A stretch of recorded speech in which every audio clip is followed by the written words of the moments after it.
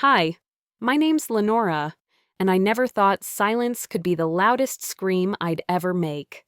They told me family comes first, right before they asked me to throw my dying mother out of the hospital room. And my husband, he just stood there, watched, like I was a stranger, like I wasn't the woman who built our home, sacrificed for his name, protected what was ours. I didn't yell, I didn't cry, but I did something that made the entire room stop breathing. And now, they're still trying to figure out what I did. Well, I already know what I'll never forgive. Before we dive in, tell me, what time are you hearing this? And where are you listening from? Drop a comment below, because trust me, this is a story no one saw coming. The halls always smelled the same, disinfectant layered over something older and more human, like fear left to settle in the corners. I'd been in and out of hospitals enough times to stop flinching at the scent. But that night at Methodist, something in the air clung to my coat a little tighter. It was just after 9 p.m. The waiting area outside ICU 3 was half lit, like someone had forgotten to finish turning the day off. I didn't sit right away. I just stood for a moment, letting the familiar buzz of the fluorescent lights settle into my ears, dulling everything else. The floor beneath my boots was freshly mopped but already tracked with ghost-shaped stains. I eased myself into one of the rigid plastic chairs lining the wall and folded my coat over my knees. These chairs, they didn't welcome you. They reminded you this wasn't your home. I could hear the soft beep of monitors beyond the glass doors, the rhythm of machines breathing for people. And just like that, my body remembered this routine before my mind caught up. I pulled my phone out to silence it, slid it back into my purse, and stared ahead like I was waiting for someone to speak first. But no one ever does in these places. A nurse came through the double doors, holding a clipboard in one hand and a thin paper badge in the other. "You're here for Mrs. Delaney?" she asked, her voice wrapped in the same softness they all practiced. I nodded. She handed me the visitor pass. It crinkled slightly in my hand, flimsy, temporary. I folded it neatly and slid it into the inside pocket of my coat. "You'll need that if you step out and come back in," she said. "One visitor at a time, ICU policy." "I understand," I said. But what I didn't say was, "Thank you for letting me stay." Because that's what it felt like, permission, as if being a daughter didn't count for enough. I sat quietly, letting the cold from the chair soak into the back of my legs. There was no sign of anyone else from the family. My brother hadn't texted, my sister hadn't called. I wasn't surprised. They were always just out of frame when things cracked open. Still, I scanned the room, half hoping someone had left a scarf or a coffee cup. Some proof. They'd at least tried. But it was just me, again. It's not that I expected anyone to change. I'd long since learned that being the one who shows up doesn't earn you anything except more reasons to show up next time. The hours blurred a little after that. I listened to the whir of a vending machine down the hall and stared at a ceiling tile that looked like it might fall if one more light flickered. And then I felt it. A shift, footsteps, measured, deliberate, echoing too sharply for this hallway. I didn't turn my head, not yet. My body had already stiffened, like it knew what my brain hadn't caught up to yet. The nurse's shoes were soft-soled. These weren't. These were heels. I recognized the tempo. My hands curled slightly around the edge of my coat, fingertips brushing the outline of that visitor pass. The footsteps stopped just outside the ICU doors, and then I saw her reflection in the small square window of the double doors before she opened them. Ramona, my husband's mother. She stepped in like she'd been invited, like this place owed her something. No hug, no nod, no hello. Just her eyes sweeping the room like she was scanning for dust. She walked toward me slowly, her coat still buttoned to the neck, handbag clenched like a weapon. "You're alone," she said. I kept my voice level. Yes. She looked around again, lips tight. Figures. I didn't respond. The chair next to me stayed empty, but she didn't sit. She just stood there, like she was deciding whether the air here met her standards. There was a kind of silence between us that wasn't built from awkwardness. It was the kind made from years of sharp glances and soft insults dressed as suggestions. I looked past her, toward the ICU doors. Behind them, my mother lay unconscious, machines doing the talking. Ramona followed my gaze. She tilted her head slightly and said, "Still unconscious?" I didn't answer. There was a long pause. She looked down at her watch, deliberately, and then back at me. I wondered what her goal was tonight. Sympathy wasn't in her vocabulary. Concern wasn't in her nature. So what was she doing here? I could feel the chill from the floor climbing up my calves, but I didn't shift, didn't give her the satisfaction of looking uncomfortable. She opened her bag, pulled out a small bottle of water, and took a sip like she was hydrating before a speech. Something in her posture changed, just slightly, and that's when I knew. She hadn't come to check on my mother. She hadn't come to support me. I didn't know what she wanted yet, but I knew it wouldn't be asked gently. She didn't sit right away. She just stood there, hand resting on the back of the chair beside me, watching me the way you look at something you forgot you owned, but aren't sure you want anymore. I finally looked up, met her eyes. It wasn't concern in her face, not even masked politeness. It was that same thin-lipped, calculating look I remembered from birthdays and holidays, when the roast was a little dry, or I wore flats to Thanksgiving dinner. It was the kind of look that took inventory, measured worth. She didn't need to speak for me to know the tally. "It's cold in here," she said, and peeled off her gloves finger by finger. Her rings clicked softly. "They always keep these places freezing. I told Vaughn to bring me my heavier coat, but he's never prepared for anything." I didn't respond. She set her gloves on the seat between us, claiming it like luggage on an airplane. Then she smoothed her skirt before finally lowering herself down beside me. It was subtle, but she turned slightly, just enough to cut me out of her view and angle herself toward the hallway, toward the nurses, the doors, the rhythm of the place, like she belonged here more than I did. When a nurse walked by, Ramona straightened, raised a hand slightly. "Excuse me," she said, voice honeyed. "Can you let Dr. Harris know that Ramona Delaney is here? He was with my daughter-in-law's mother earlier. I'm family." The nurse nodded politely, didn't question a thing. She didn't even glance at me. I sat there, quiet. "Let her have it." She leaned back, one leg crossed neatly over the other. "It's good they called when they did. These things spiral fast." She said it like she'd seen it all before, like she was the one who'd gotten the late-night call, rushed over in a panic. But she hadn't. And then, like she'd been waiting for the right moment to slip it in, she tilted her head slightly and said, "You know, she lives here because of us." I blinked. "What?" She gestured vaguely, as if motioning to the hospital, or maybe to the city itself. "Your mother, the move, the house. Vaughn told you, right? We helped. Quite a bit, actually."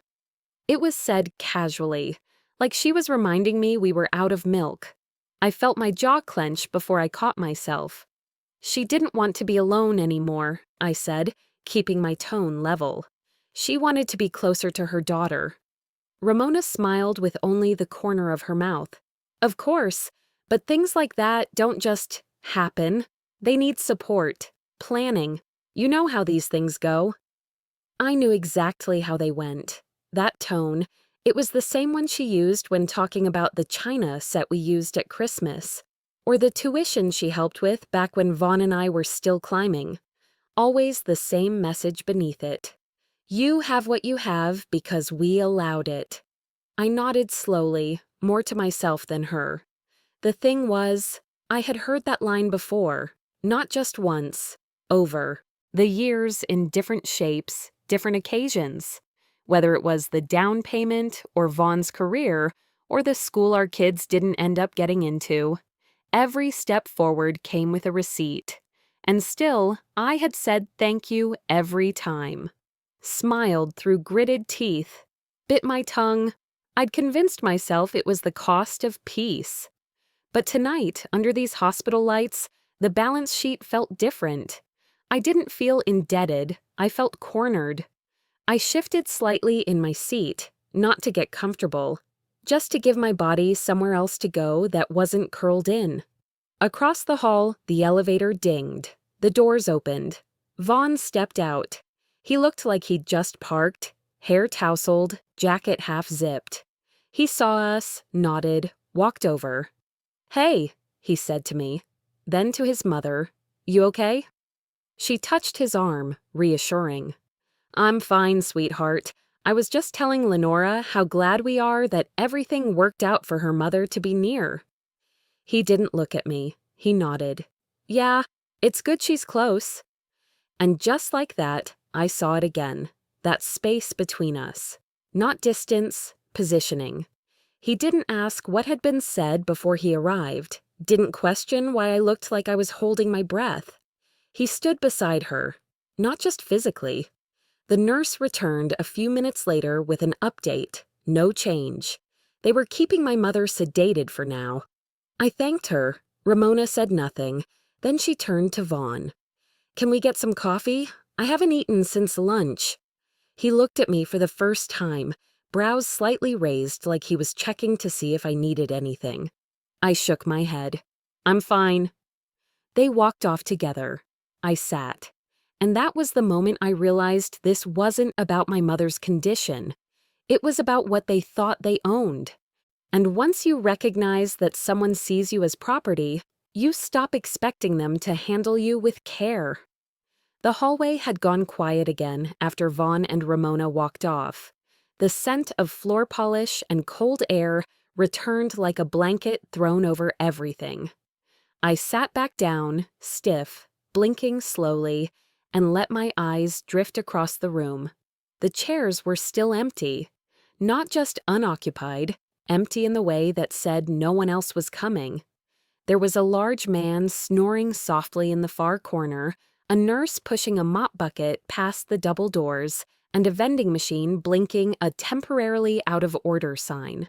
But none of those belonged to me. I stared at the row of chairs meant for family.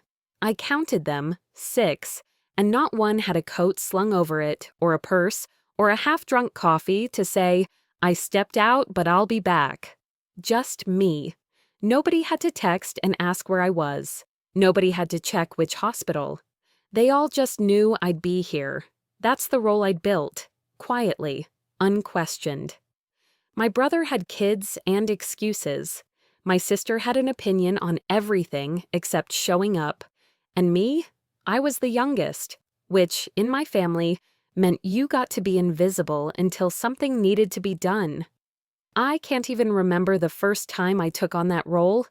It wasn't a conversation. No one ever said, "Lenora, this will fall on you." It just did. Like a pot of water boiling over while everyone else kept eating. You learn not to ask if someone else will handle it. You just grab the towel. When I was 12, my dad had a heart scare. Just indigestion, but we didn't know that then. Everyone panicked. My sister cried, my brother argued with the doctor, and I stood at the nurse's station asking calmly if someone could explain what was going on. That was the moment, I think. After that, it became my job. Paperwork, hospital forms, checking expiration dates in the fridge, remembering Mom's meds when she started mixing up bottles, organizing things without being asked. The worst part? People thanked me in the way they thank the dishwasher, grateful for the work, never thinking to ask what happens if it breaks. That's what being the strong one really means. You get thanked instead of protected. It's a strange kind of praise, one that eventually morphs into expectation. When Dad passed, I held Mom's hand at the funeral. My sister flew in late. My brother left early. I drove her home in silence. No one asked how I was holding up. And honestly, back then, I didn't even expect them to. I thought that was love, being useful. And now here I was, in a chair that smelled like antiseptic, waiting out a night that felt like a slow pull into something I didn't consent to. I reached into my coat pocket and felt the thin visitor pass still folded there. The ink was smudged from my hand earlier. I unfolded it. Just my name and the date. That was all. But it made me think of something Mom once said. We were sitting in her backyard, maybe 5 years ago, after trimming her overgrown rose bush. She was sipping iced tea, sun on her face, and she looked over at me and said, "Don't ever confuse being needed with being seen." It struck me then. I brushed it off. But now it came back like a warm breath on a cold night. She had seen this coming. Not the hospital, not the fund fight, not Ramona's smirks or Vaughn's silence, but the shape of it all, the slow erosion of my edges, the wearing down of my voice. And still, she never begged me to fight. She just reminded me I was worth something more than how useful I could be. That memory steadied me now. I folded the pass again, neater this time, and put it back. When I looked up, I saw them returning. Ramona first, Vaughn a few steps behind. She had a coffee in hand. His hands were empty. She walked like someone arriving to a meeting she called herself. No rush, no hesitation. She stopped right in front of me. "Lenora," she said. Just my name, nothing else. But something about the tone made me sit straighter. It wasn't casual anymore. It wasn't polite. When she said my name that time, it sounded less like a call and more like a decision already made. She didn't wait for me to answer. Ramona turned on her heel and pushed open the door to Mom's ICU room. I stood for half a second, frozen, then followed. The air inside was sharp and artificial, laced with disinfectant and something faintly metallic. My mother lay still, her eyes closed, face turned slightly to the left. The machines beside her clicked and blinked steadily. I knew that rhythm too well. It was the kind that told you things weren't good, but not yet over. Ramona didn't look at the machines. She moved like they weren't even there. She stepped close to the foot of the bed, her heels soft on the floor. I stayed just inside the door. I could feel her watching me before I saw it. When I glanced up, her expression was already arranged, controlled, pleasant. That kind of calm that only shows up when someone has rehearsed exactly what they're about to say. "I thought we should talk," she said softly, as if we were having tea. I nodded, but I didn't move closer. "She doesn't hear anything right now," she added, with a glance toward the bed. I said nothing. Then, in one slow breath, she stepped forward. "Lenora, I want you to listen carefully, because I'm only going to say this once, and I don't want either of us to drag it out." That was when I felt it. The walls closing in, the air in the room thinning out. The kind of silence you get before a storm, when birds vanish and the world stops pretending. She lowered her voice even more. "You need to leave the house after the funeral," she said. There it was. No build-up, no questions. Just that. Spoken like an agenda item. I blinked. "I'm sorry?" "I think you heard me," she said, tilting her head just slightly. "You've had a good long time living under that roof. But this season is ending. We all need to shift forward." Season. Shift. All words meant to sound reasonable, civil. I stared at her, waiting for her to flinch, to soften the blow. But she didn't. "You're saying I have to move out?" I asked carefully. "I'm saying it's time," she replied. "The house is part of the family trust. And frankly, it's not just about you. Vaughn and I have discussed this. It's time to reallocate things. Use the property in a way that benefits the whole family." I felt the words hit me like cold water. Not because I hadn't expected something like this eventually, but because of the timing, because of where we were, because she didn't even wait for Mom to be gone. I've lived there for over a decade, I said. I've taken care of that house. I took care of her. Ramona nodded slowly, like she was agreeing just to move the conversation forward. No one's questioning what you've done, she said, but things evolve. People grow up. It's not personal, Lenora. It's practical. That word again. Practical. The blade disguised as logic. She took a small step closer. There's more. We'll need to access the family fund. We can't sit on it anymore. Vaughn has the paperwork started. He'll walk you through it. The fund. My chest went tight. That money had been built by my father, added to by my mother, left untouched through recessions, job losses, and one hurricane. It wasn't savings, it was sacred. Why now? I asked. Ramona looked at me like I'd missed something obvious. Because she's dying, she said plainly. And the house and the fund. It's all just sitting. This family has real needs. Vaughn and I have plans. It's time to step into the next phase. I wanted to scream, but my body didn't move. My voice didn't rise. Instead, my palms went cold. My knees locked. Because deep down, I'd known this was coming. And knowing didn't make it easier. I looked at Mom, unmoving, unknowing. The woman who taught me how to fold laundry, how to drive at night, how to boil potatoes without a timer. She was the one who told me, don't let people call your silence agreement. But in that moment, I couldn't speak. Ramona was still talking, her words a blur of timelines and logistics. Something about realtors, market value, early spring being ideal for listing. I didn't hear most of it. My brain was standing in the hallway, packing boxes it hadn't agreed to pack. And then I felt it.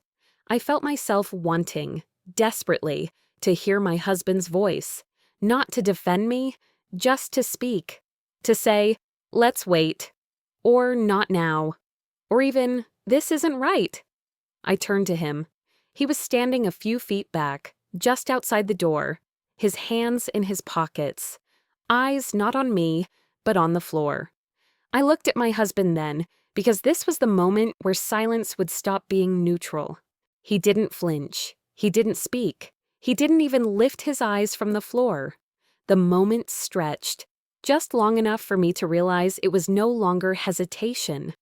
It was choice. Vaughn had always been a quiet man, the kind who avoided conflict with the precision of a surgeon. But this wasn't about conflict. This was about presence, about standing beside me or not. I waited. I gave him that chance. 1 second, 2. His arms stayed folded across his chest. His back was leaned just slightly toward the wall outside the ICU room. Not far, but far enough to feel like distance. I kept my eyes on him, hoping for the smallest shift. A blink, a step forward, anything. He didn't move. That stillness, his stillness, was louder than anything Ramona could have said. I turned back toward her, but she was already watching me, satisfied in a quiet, brutal kind of way. She had the air of someone who knew the outcome before she asked the question.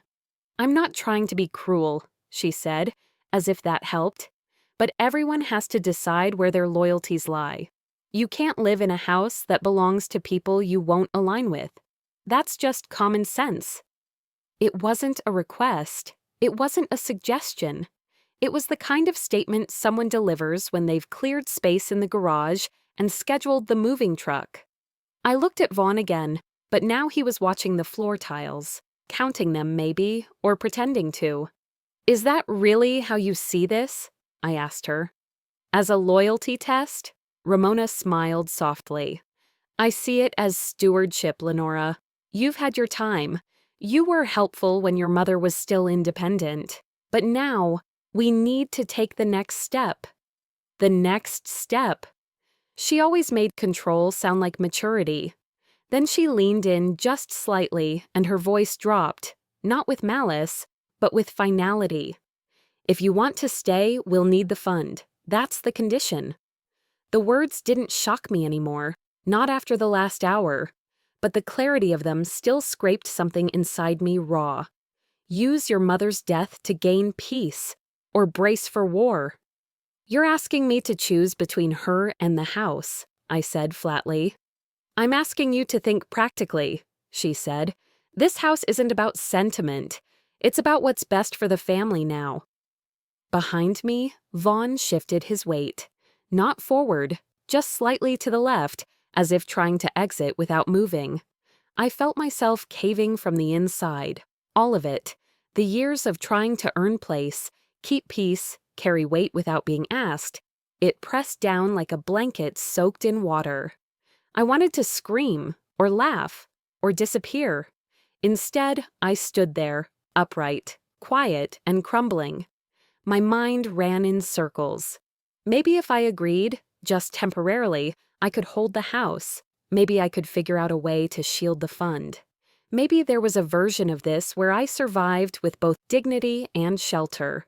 But every version ended with me giving up something sacred. Every version began with me saying yes to a threat. Still, I imagined it, giving in, signing papers, letting go of the fight to keep breathing space, pretending it wasn't a win for them. It would buy me time, maybe quiet, maybe that's what I needed. But something inside me, I don't know if it was my mother's voice or my own breaking, said no, not yet, not like this. And suddenly, my chest went still. The fury settled, the panic dulled. I felt something lock into place behind my ribs. Not strength, not yet, but a refusal. I didn't speak, I didn't argue, I didn't defend my right to stay. I just went quiet. The kind of quiet that means you're no longer trying to be heard because you've realized no one's listening. I stood in that white hallway, the machines beeping behind me, the woman I married disappearing inch by inch, and I understood something for the first time. That was the moment I stopped trying to be understood and started trying to survive. Survival doesn't look heroic at first. It looks like knowing when not to speak. I walked out of that room without slamming a door, without saying a word. Not because I didn't have things to say, God knows I did, but because sometimes what you don't say leaves a deeper mark than anything you could shout. I didn't even look back, not at Vaughn, not at her. My steps weren't rushed, but they weren't slow either, just steady. Out of that too-white room, past the faint chemical smell, past the nurses who politely avoided eye contact, past the visitors trying to make sense of their own tragedies. I was just another woman leaving the ICU with too much weight in her chest. The hallway bent left near the elevators, and as soon as I rounded that curve, I finally exhaled. I made my way down to the cafeteria, mostly because I needed a place that didn't smell like loss. The harsh fluorescent lights buzzed overhead, and the food under plastic domes looked sad and untouched. I bought a coffee I didn't want and found a quiet table in the corner, away from the vending machines and waiting eyes. I didn't drink it, just held it. Something about the heat anchored me. Across the tiled floor, a young couple laughed softly over chicken fingers. Somewhere to my left, a man in scrubs rested his forehead on a tray, too tired to pretend he wasn't falling apart.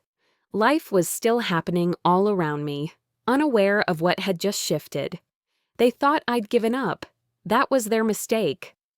I didn't miss the way Vaughn had relaxed as I left, the subtle way his shoulders dropped, the small sigh he let out. He really believed I had backed off, that I'd accepted the terms, that my silence was submission. And Ramona? She all but smiled. She had spoken her piece, dropped her conditions, and believed she'd won. Let them think that. Let them think I was folding, shrinking, swallowing my pride like I had so many times before. It bought me something they didn't know they were giving: space, time, privacy to think without noise or pressure. And I needed it. I sat there for I don't know how long, just staring at that coffee.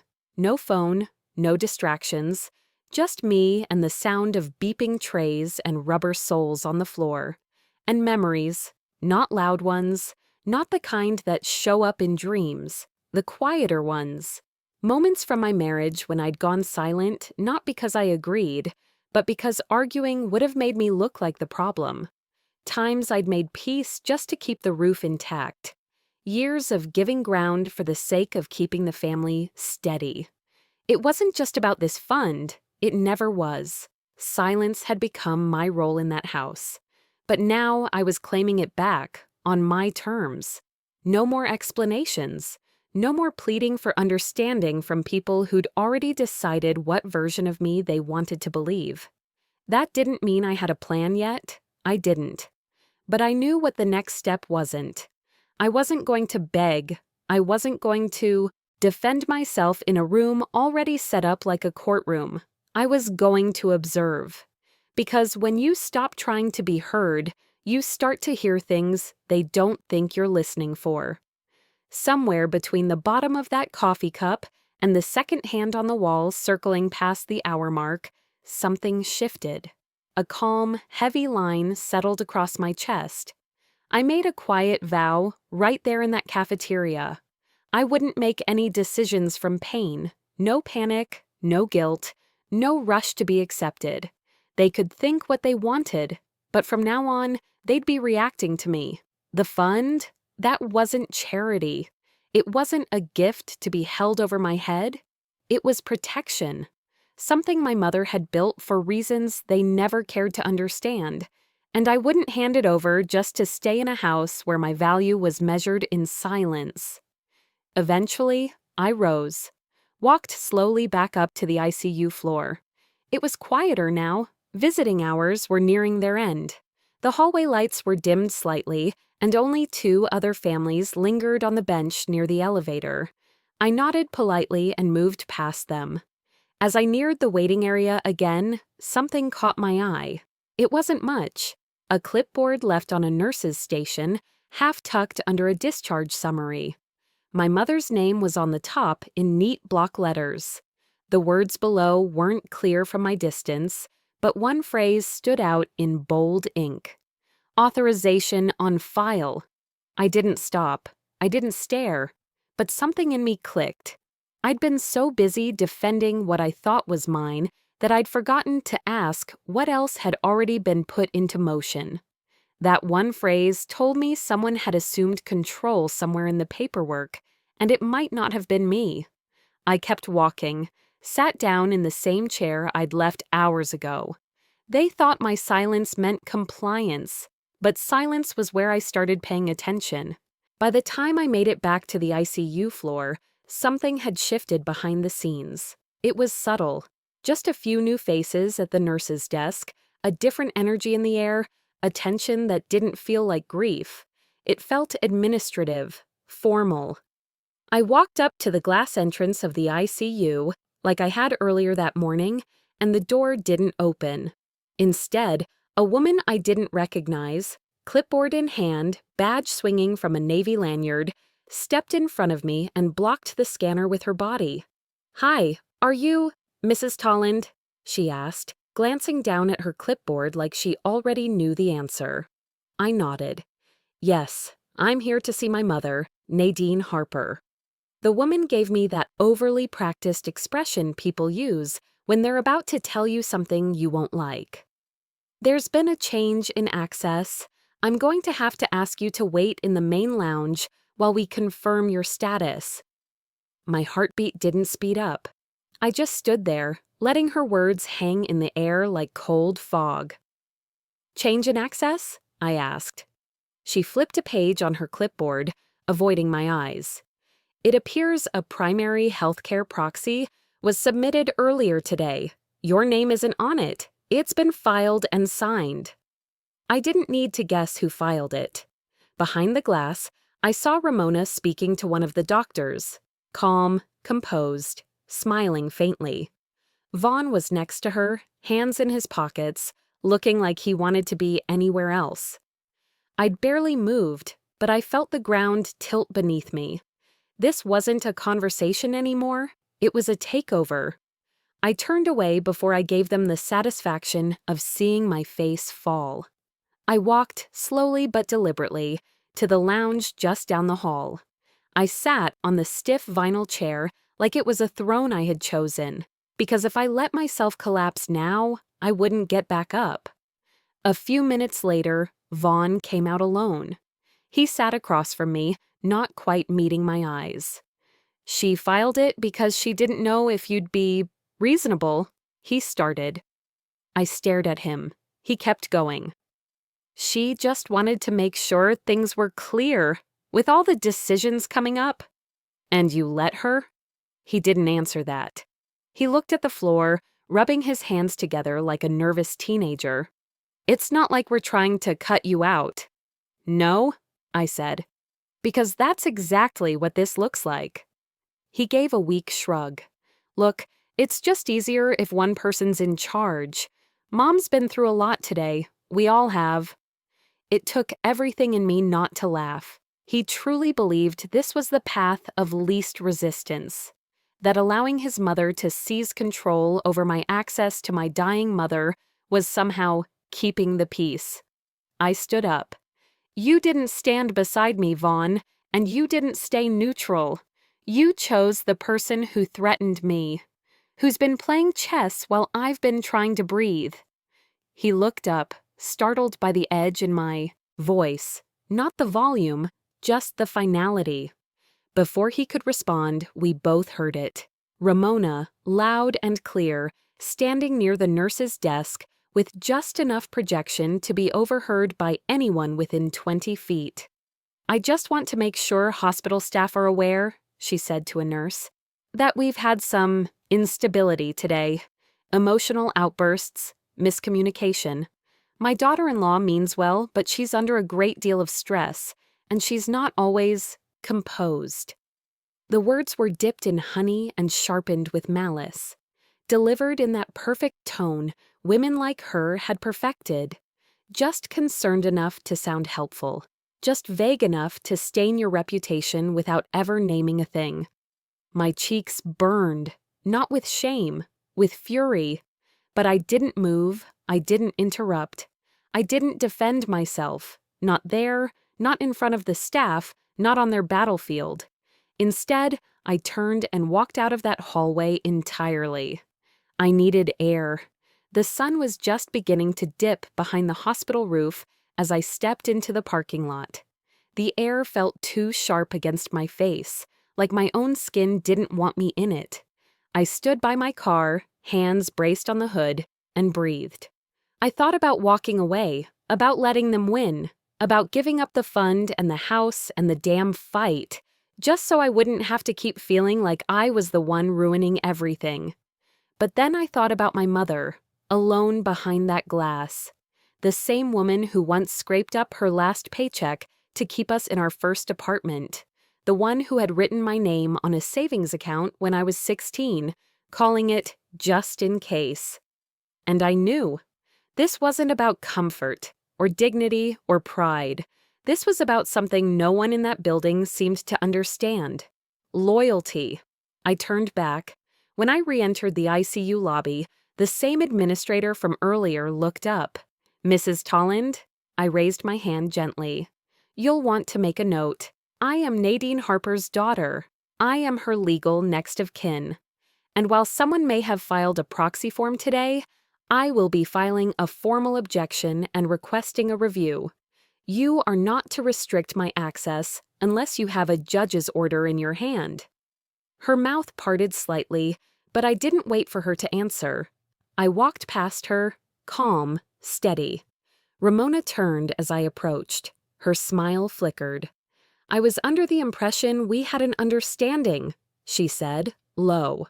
I met her gaze and spoke clearly. "You were under the impression I'd let you run me over. That ends today." She narrowed her eyes, leaning in slightly. "You realize what this means, don't you?" I didn't flinch. "You'll do what you've already done. Threaten, undermine, lie, the usual." She leaned in further, her voice a whisper now, sweet as arsenic. "You go through with this, Lenora, and I will make sure every account tied to that house is audited. Every tax form, every withdrawal, every document your mother ever signed. We'll see how much of it holds up. And there it was. Not about Nadine, not about grief, not even about Vaughn. Just power. That was the moment I knew. This was no longer about money. It was about control. Once I understood that, everything slowed down. Not around me. The hospital still hummed with carts and quiet footsteps, but inside me. I followed Ramona back toward the consultation room without arguing, without asking questions. She mistook that for fear. People like her always do.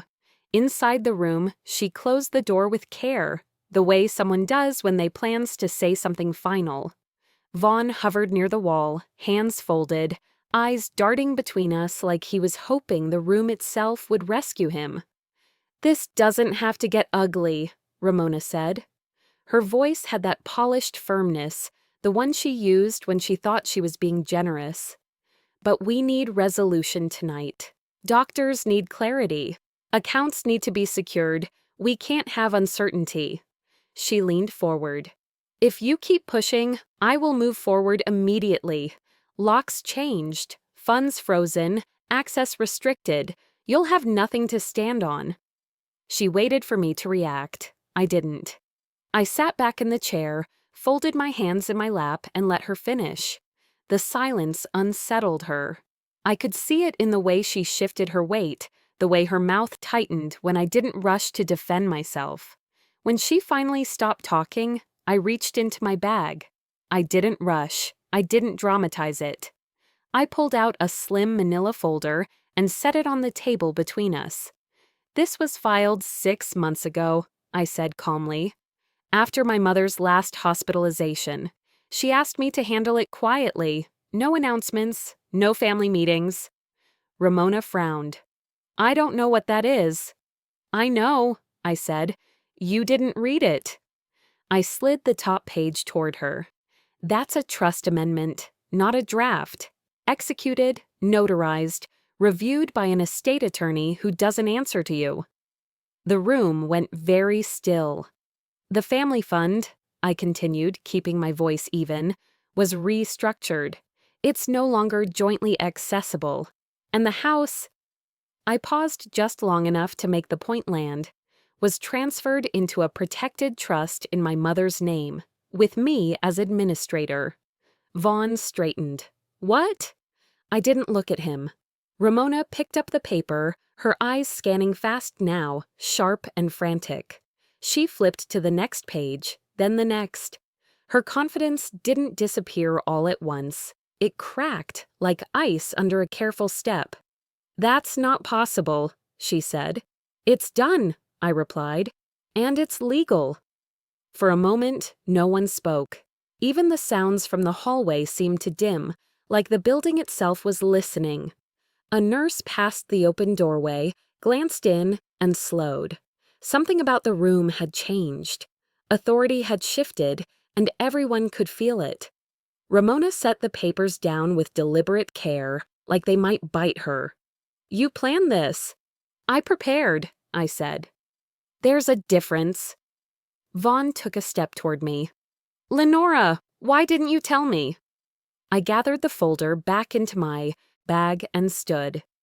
"Because you've shown me what you do with information." He opened his mouth, then closed it again. Regret flickered across his face, late and useless. Ramona pushed herself up from the table, one hand braced against it. For the first time since I'd known her, she looked unsteady, not weak, but unsure, stripped of leverage. "This isn't over," she said quietly. "No," I agreed. "It isn't." I walked past both of them and into the corridor. My steps were steady. My hands didn't shake. I felt lighter, not because I'd won, but because I'd stopped waiting for permission. Behind me, they were still trying to catch up, still trying to understand where they'd lost control. They were still trying to figure out what I had done, while I was already deciding what I would never do again. The room behind me didn't erupt. It didn't fall apart.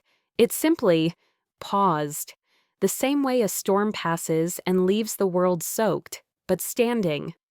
I remember the sound of papers being gathered, chairs shifting, a doctor stepping in to resume a conversation that had been derailed for too long. Ramona didn't speak. She adjusted her scarf like it was suddenly too tight. Vaughn looked down at his hands, like maybe they'd explain something he still hadn't understood. No one applauded. No one gasped. The truth settled in the space like a fog, not loud, not dramatic, but undeniable. That was the justice. Not a scene, not revenge. Just the simple fact that I no longer owed them an explanation. That they couldn't take what was already protected. That their words, sharp as they'd been, didn't land anymore. A nurse asked gently if we needed the room for longer. I shook my head. I walked out. In the hallway, Vaughn caught up to me. "Lenora," he said, like my name was still something he could reach for.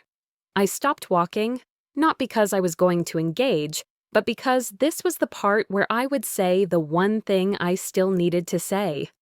I turned just enough to face him, but I didn't soften. "You don't need to choose between her and me," I said quietly. "You already did." He blinked. "I didn't want—" "I know," I cut in. "That's exactly the problem." He stared, hoping for a door to open in my tone. I didn't give him one. There wasn't anything left to rescue. I turned and kept walking.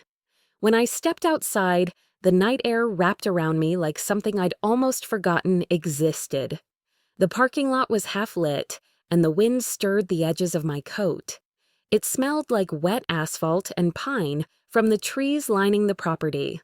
I stood there a moment, letting the quiet settle on my skin. Freedom wasn't triumphant. It was heavy, unfamiliar, like taking off a coat you didn't realize you'd been wearing your entire life. I got in my car. I didn't cry. I didn't shake. I just drove home. Weeks passed. I didn't return to that hospital except for one thing: my mother. Her condition stabilized. There were a few nights I sat by her bed while she slept, watching the soft rise and fall of her chest. She never asked about the argument. She didn't need to. Some bonds speak in glances, in quiet hands held across the bedrail, in soup containers carried home and reheated. The fun stayed where I'd placed it, untouched, secure. I didn't move back in with Vaughn. I didn't ask for an apology. I didn't receive one. And I didn't go back. Not to that house. Not to the version of myself that believed being quiet meant being good. I rented a small apartment near a bookstore I'd always loved but never had time to visit. I learned the names of the baristas. I read again. I didn't remake my life into some glossy reinvention. I just made space. Some days were quiet in a sad way, others in a strong way, but each one was mine. The last time I visited my mother, she was sitting up, brushing her own hair. I sat beside her and handed her a soft, lavender-scented lotion she liked. She smiled and said nothing. I smiled back and didn't fill the space with words. We just existed together, safe. And for the first time in a long time, that was enough. I used to believe silence meant giving in. Now I know it can also mean standing tall without shouting. Knowing what not to say, knowing what never to return to. I didn't win by taking anything from them. I won by finally keeping myself.